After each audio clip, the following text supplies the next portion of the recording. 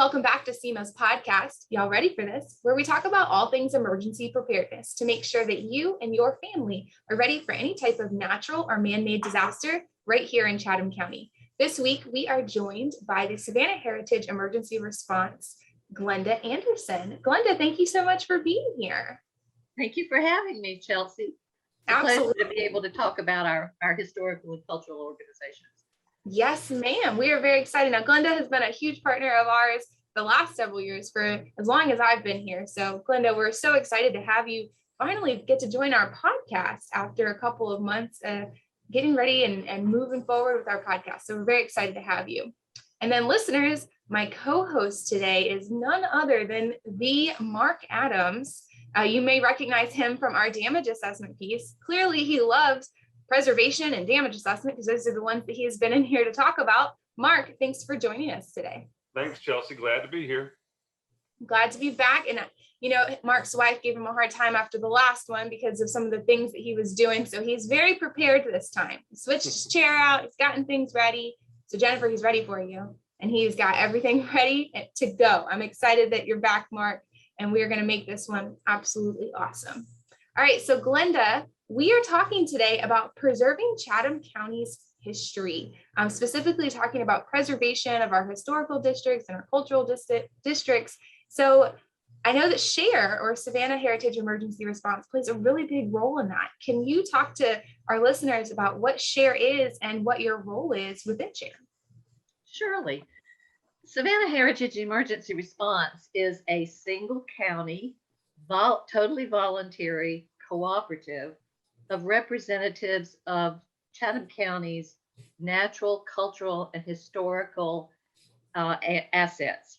And as you know, in Chatham County, we have a fairly high concentration of these, one of the highest in the states and one of the highest in the nation. We have about 50 entities that have somewhere between 80 and 90 individual sites, and all of them have the opportunity to become a part of SHER. We also welcome first responder and emergency management staff if they're interested in joining. We also welcome representatives of contract vendors, disaster recovery vendors, if they want to join.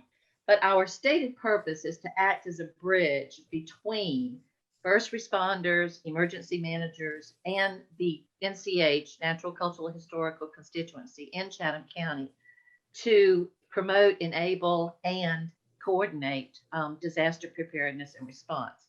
We are SEMA's official partner in the community for NCH assets, which not only enhance the quality of life of our citizens, but play a big role in our economic sector that is the hospitality and tourism industry. And we are also an affiliate unit within the Coastal Museums Association, which has been in existence for about 60 years, or since the 1960s in Chatham County. And they are also a multi-type NCH organization, not just museums, but all others are welcome to join. And so that's how we begin to cover preserving Chatham County's history. Wow. Did you ask me about my role in this organization, how I got started? Yes, ma'am. SHER is 10 years old. And after Hurricane Katrina, a national organization called Heritage Preservation went around the country organizing what they call Alliance for Response forums, which were intended to bring together, usually for the first time, people from the first responder and emergency management professions with people from the artistic and cultural professions to talk to each other, because they inherently speak different vocabularies and they approach this whole issue with totally different viewpoints. So we needed to start working together because there were a number of really bad things that happened in trying to recover that kind of asset in Katrina. So we hosted one of those in Savannah in December of 2009, and SHER was founded in 2010. So we just celebrated 10 years of working last year, and we are now in our 11th year working in Chatham County. And I was one of the co-founders at that time, I was director of the City of Savannah Research Library and Municipal Archives. And I was one of the co-founders of SHER, along with Lynette Stout, who was then with the Georgia Historical Society in Savannah. And there are about 30 of these groups around the country. And we have one right here in Savannah. We have one other one in Georgia, which is Heritage Emergency Response Alliance in Metro Atlanta. That's HERA.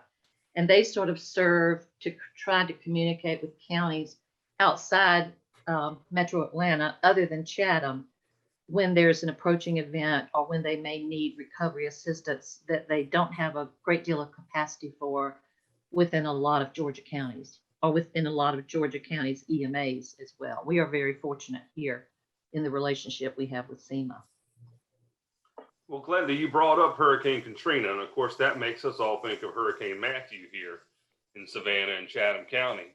So what are some examples of cultural or historical assets within the county that would need to be protected from a hurricane? Well, we have a lot. Like I said, we have about 80 or to 85 that are mapped on the Savannah Area Geographic Information Systems, SAGES layer for cultural and historical entities. And in Georgia, we just launched a new online directory for disaster preparedness called GANCH, the Georgia Natural, Cultural, and Historical Online Directory for Disaster Response, which can be searched by county or by GEMA district in the state. And there are about 113 listings there for Chatham County. But we have archives and libraries like the Catholic Diocese Archives and the Savannah Municipal Archives and the Georgia Historical Society.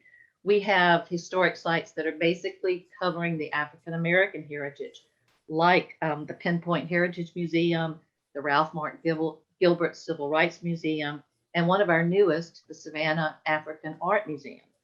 We have historical sites that are associated with organizational or institutional entities, like the Bethesda Academy or the Massey Heritage Center or the Georgia State Railroad Museum. We have academic libraries, Armstrong, Georgia Southern, we have Savannah State, we have SCAD. And then we have all of the Live Oak Public Library entities, which there are 13 of them. We have art museums, big ones like the Jepson Center for the Arts, the Savannah College of Art and Design Museum. We have lots of historic houses, Andrew Lowe, Juliet Gordon Lowe, Isaiah Davenport, Owens Thomas, all of those. We have museums that are just general on a specific area, like the American Prohibition Museum. Bloomingdale and Thunderbolt have their own municipality museums. Congregation Mikveh Israel has their own museum and archives. Ships of the Sea, it just goes on and on. Military, Fort Pulaski, Old Fort Jackson, the Webb Military Museum downtown. Then we have all our natural sites, either botanical, marine life, or wildlife. We have the Coastal Georgia Botanical Garden, the Chatham County Botanical Garden, Oatland Island Wildlife. We have Skidaway Island State Park, Wormslow State Historic Site, and Tybee Island's fantastic new Marine Science Center site. We have public records centers that are not the city halls, they're separate buildings. Chatham County has a big hurricane hardened public records site away from their downtown buildings. The Savannah Chatham County Public Schools has a historical records storage site. Tybee Island also has one that is separate from their city hall. And then we have all the little municipalities in Chatham County that have their own city halls where they're holding minutes, deeds, licenses, all sorts of permanent records. So there's the whole gamut of the kinds of things that we have to look out for. And that's only the institutions that are public and open to our citizens and our guests. When you talk about the private resources, then we've got all those historic districts.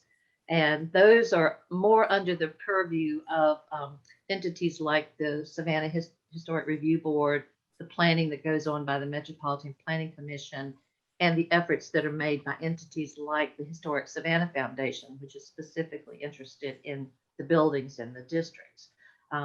So we have both public resources and a lot of private resources that are not necessarily open to the public, but they're still part of what constitutes that fabric in Chatham County for the hospitality and tourism industries and the great quality of life that we enjoy here. So it's a lot to think about. Yeah. Yeah, no kidding, Glenda. Oh my gosh. So there were some that I was like, oh yeah, that's a given. And then you kept going. And I was like, wait a second, I didn't even put in place all of the different pieces that, as you so eloquently put, the fabric that makes our community. I mean, you're absolutely correct. That's a lot of responsibility. So how is the responsibility of, this disaster planning for preservation of Savannah and Chatham County, those historical and cultural assets, how is that addressed in our community? Well, of course, each entity itself has to have an emergency plan. And, every site has to look at least three elements of what they are safeguarding. They have to think about their buildings. They have to think about their collections in their buildings, and they have to think about their grounds. And so, there's some basic things that everybody has to do. You have to inventory. What is it you actually have? Do you have exotic plants? Do you have irreplaceable pieces of artwork? Do you have the charter for your government, or do you have the deeds to everybody's property? Do you have the maps? What is it you have? You have to inventory. Then you have to prioritize, and this is the most difficult step, both for public institutions and for people standing in their own living rooms and family rooms at home. You have to decide what are your top priority items, the ones that you would take the biggest steps to safeguard, and the ones that you would evacuate if that became a necessity. And those are some of the biggest arguments that go on in institutions and in homes. What do we evacuate? What do we take with us? And what do we shelter in place and try to safeguard? And then there are a number of ways of safeguarding. You can replicate items, turn your photographs into CDs, make other copies and send them to institutions that are like yours out of the area. You can make plans to have agreements with like institutions outside of Chatham County and other parts of the state or in other states to actually receive your collections if you evacuate them. If you make that kind of plan, then you have to think about, do you have the transportation? Do you have the proper containers? And you have to document, what goes into each container and who is responsible for it. They have to think about their staff, of course. They have to think about what sort of contingencies do they have in their personal lives that affect their ability to assume non-daily emergency response and preparedness type roles. Do they have small children? Are they taking care of an elderly adult? You need to have at least one person and a backup person lined up for each role that needs to be filled. So there's all of that goes on for the institutions themselves.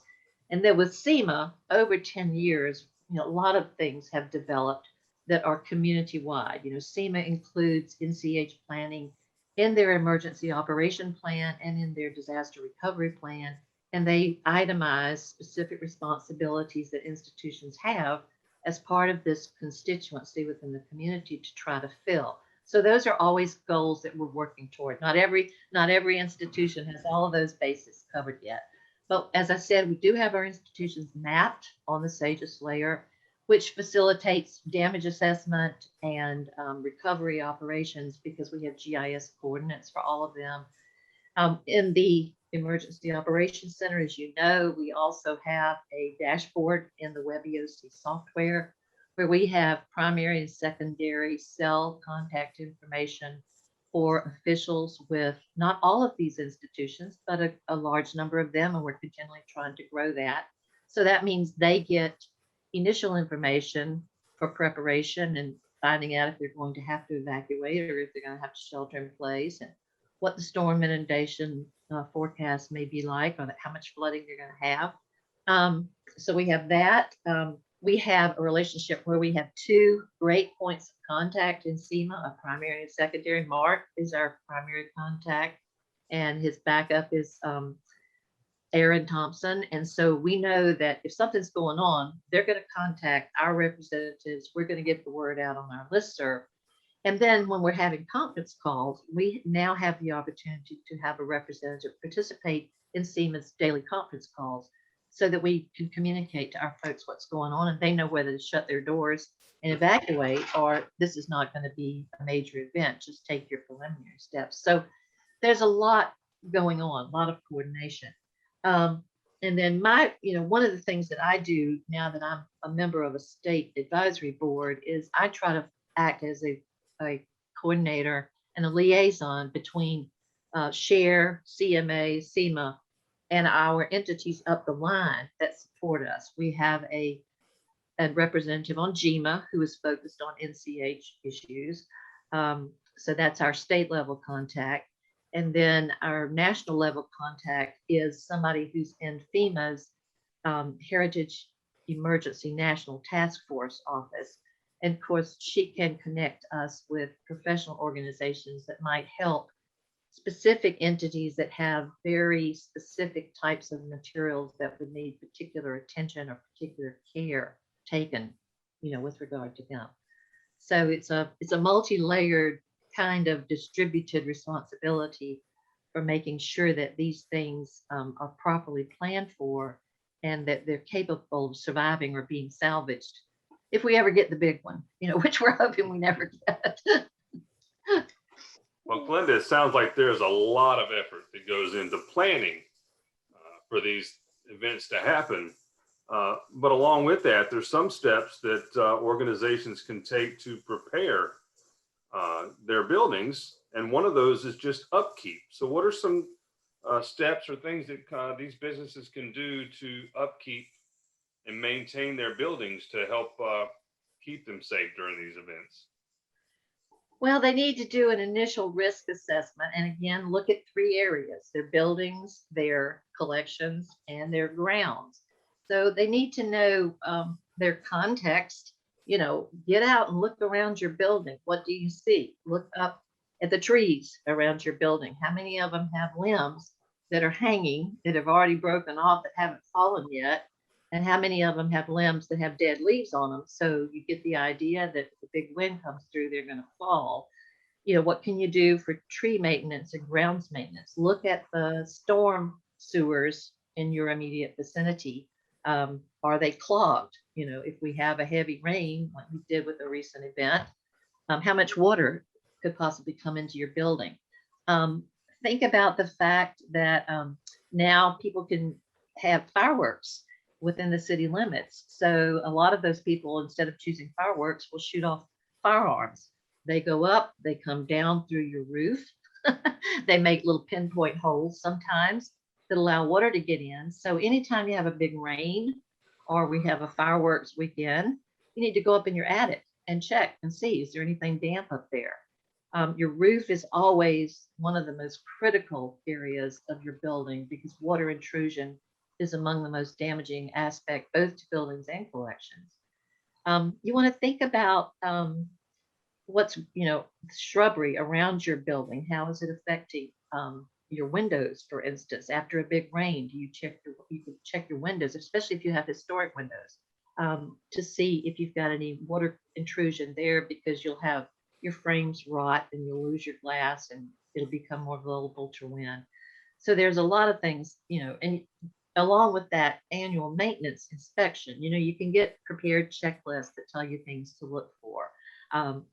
Along with that, you need to have a capital planning program so that you don't continually defer big maintenance items like a re-roofing that really need to be done, or a big move that might be done. If you have a multi-story building, you want your collections up out of the basement whenever possible, so they're less vulnerable to flooding. Always at least 6 inches off the floor. You don't want any boxes of collections of any kind sitting anywhere on the floor, on any of your floors. And also, if you have a multi-story building, you don't necessarily want your highest priority items sitting right under your attic. You want them maybe on a middle floor of your building, where if you lose your roof or you have roof leakage, they're less vulnerable. So there are things that you can do, and lots of things like that can be done. And there are also risk assessment tools that are put out by most of the professional organizations. The museums organizations have them, the archival organizations have them, the library organizations have them, so that you can walk through your building once a year and look, is there any cracking in your ceiling or your walls that indicates that there might be some foundation problems going on? How dark is or around your air ducts? is the intake looking? Do they need to be cleaned? All of those sorts of things keep your building much better to be able to be recovered, if it experiences a disaster event. Does that sort of answer your question, Mark? Yes, ma'am. Yeah. And a lot of that is just good tips for homeowners and business owners. Those are things that you can do, day in and day out to make sure that you're prepared. Yeah. All right. So let's say, I'm going to knock on all wood so that this doesn't happen, but let's say that there is a storm that comes through our area and some of our historical or cultural areas are damaged. What do they do? How can they start to reconstruct or rebuild if they have this historical, status and they need to rebuild? Well, that's where a lot of your preparedness comes in, Chelsea. This is where the paint hits the fan, so to speak, because one of the things that you're going to need to have is a real solid inventory that's photographic, that's visual of your contents. So like you go through your house with your cell phone and you photograph all of your rooms, and you open your closets and you photograph your closets, and you open your drawers and you photograph what's in your drawers, or you video it. You do the same sort of thing with a major public institution, only on a little bit of a higher level to document. If possible, you need to have an up-to-date inventory of the outside of your building, all the outside of your building, and the roof of your building that might be done with a drone, so that you have that. You also need to have really good records that you evacuate if there's going to be a big one, and we know it's coming, that document all the recent improvements that you've made to your building. Because when you go to FEMA and you're looking for reimbursements, or you go to the Small Business Association that offers emergency loans that nonprofit cultural and historical organizations can apply for, you're going to have to document, if you say, oh my goodness, we just put a new roof on our building year before last, and they're going to say, okay, what did it cost? You're going to have to document what you paid for them to start figuring out your financial reimbursements, or how much they're going to loan you in order to recover it the way it was, before the disaster hit. So all those things become extremely critical. You also should have a staff member who's already been trained, and both GEMA and SEMA periodically offer this training in how to complete the paperwork that FEMA requires in order to get those financial reimbursements. Because I'll be quite frank about it, it's quite complicated, it's quite in depth, and you can expect a fairly substantial waiting period before you actually see a reimbursement. So another part of your planning is, if you really want to be able to recover, you've got to discipline yourself to have a reserve fund. Save money. Save money. That's really important. You've got to have something you can draw on. It also helps to have a relationship already in place with the fire department. Once a year, you can invite them to come walk through your building, and so they know where the things that you value the most are, which floor they're on. You could also have what's called a Knox box put up on the outside of your building, where it's above arm level, but the fire department can get to it with their ladders. But what it has is keys to your building, and the fire department keeps the key to the Knox box, which means that if they get an alarm at midnight on Christmas Eve, when nobody in your institution can be found in town, that they can get into your building to respond to that. So you can do that kind of thing. And then as far as other recovery, with your collections, those things, there are what are called National Heritage Responders that are affiliated with the Foundation for the Advancement of Conservation. We have several of them in Georgia who have been trained, and they actually know, what do I do with furniture? What do I do with clothes, photographs, artwork, all of those things. A number of them have done on the ground work, like with Maria in Puerto Rico and with Katrina in Mississippi. They've actually handled things when they were being recovered from disaster. They will support people who are associated with public institutions and public collections. They have a hotline number, and we actually have a training program going on in Georgia now, which is about to be completed with an on-site training session, where we're going to have a cadre of about 30 of these people that can be reached by phone to help counsel you, to what to do. Now with your stuff at home, this is what I tell everybody to get. This is what I call a handy gadget. This is the emergency salvage and response wheel. And it's one of these things that spins, and there's a little window at the top so you can see what it says. And on one side of it, it gives you all these instructions about your action steps in a disaster. If you have advance warning, what do you do? What are your safety considerations? How do you start off-site? What do you do when you're off-site, when you're trying to reach all of your staff and coordinate who's going to do what? What do you document? How do you protect things from looting? Doing your damage assessment, all of those components. And then on the other side, when you turn it over, it gives you the tips on how to actually salvage things. Framed artworks, photographs, books and paper, electronic records, furniture, ceramics, organic materials like baskets, all of that stuff, And it's just, you can get one of these for $10 if you buy one online from store.culturalheritage.org. If you want 10 or more, they're only $5. So, everybody on your staff can buy one of these and put it in their to-go bag. And it's invaluable. It's just got all the basics that you need. One of the best things to remember with anything that's paper or photographic is, in fact, with anything, don't put it in plastic bags and close them up when it's wet, because that mold happens, wrinkling happens, da. When you can get back to your photographs and your paper documents, your marriage license, your baby's birth certificate, those things, string some old clothesline up, use wooden clothespins, and AC/DC, air circulating, dry, and cool. I used this one time. I came home from a trip. I found a package of Shutterfly photographs laying on my doorstep that had been drenched in rain. They were all wet. So what you do, you spread out a piece of plastic on your dining room table. You lay the photographs out individually flat. If you can't get to the clothesline and the wooden clothespins, you set up fans on either end, put a dehumidifier next to them, and you just let the air blow over them. They didn't wrinkle, they didn't warp, they were okay. Maybe a little bit in a couple of instances, but air circulating, dry, and cool, AC/DC.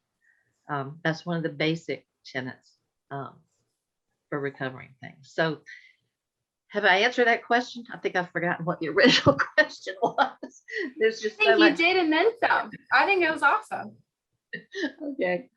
Well, there are lots of little tips like that. If you get one of those little handy wheels, I have it in my to-go pack, and I pull it out from every time now and then when something happens at home. Somebody spills their glass of tea on my dining room table chair.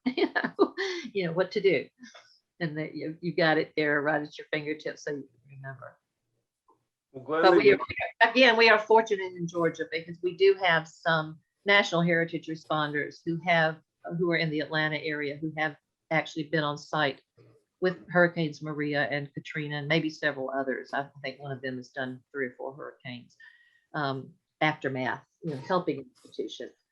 And if you have the other thing that this wheel has on it is the various salvage techniques that are used by commercial vendors. If you have a third-party disaster recovery vendor for your institution, and some of them also will do home and private collections, you want to know, whether they should be air drying or freeze drying, or what they should be doing to your collections. And they talk about these various salvage techniques. In Georgia, we have 3 major vendors who have worked with cultural and historical institutions. We have Belfour, BMS CAT, and Polygon. And Belfour actually has a representative who has an office in Savannah and who lives in Bluffton, South Carolina, and is a member of the city council there. They will do both institutional and private projects. But all 3 of them participated in 2019 in a major disaster facilities summit that was sponsored up at Unicoi by the Georgia Public Library Service for all of the public library sites around Georgia. And so we have them, they all have the 800-24/7 365 response numbers. But if an institution establishes a relationship with one of them up front, then they already have some things in place that help them know what kind of equipment they would need to get down here to Chatham County in a disaster. And also we can put their information in that NCH dashboard that's in the Web EOC software for SEMA's Emergency Operations Center, so that they know whether or not they can let their vehicles in. They can go ahead and apply for reentry permits and go through that process to make sure that their vehicles could get here to our institutions if they need help. So, there are a lot of safeguards and things that are in place that we hope we never have to use. Yes. Well, Glenda, you've given us a lot of great information about our organizations, our private collections. That wheel was awesome. Is there anything else that you'd like to mention or that you'd like our listeners to know about SHER or historical preservation? Well, I guess the thing that you all always say is, don't put it off. Go ahead and make some plans now. Walk through your house and decide whether you're going to save your family Bible or your child's baby book or your wedding photographs, or what it is, and make sure you have containers on hand that are small enough to pack, that you can pack them in, but they're small enough for the smallest adult in your household to be able to lift and pack, because once you get that kind of thing in containers, it's very, very heavy.